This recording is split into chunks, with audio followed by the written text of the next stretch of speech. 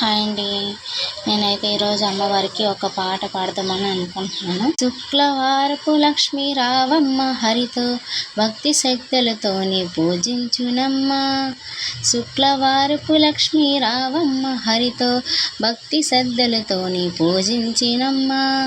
ఆదిలక్ష్మి నిన్ను హరించి వేళ, ఆదిలక్ష్మి నిన్ను స్మరించి వేళ, భక్తి ధ్యానములతోని మమ బ్రోవమ్మ, భక్తి ధ్యానులతోని మమ బ్రోవమ్మ.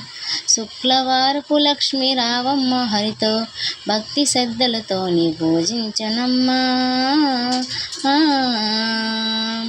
ఎంత మధురము అమ్మా ఈ దినము, ఎంత మధురము, విడవలేము విడవల నీ స్వరము, విడవలేము విడవల ఈ మధుర క్షణాలు.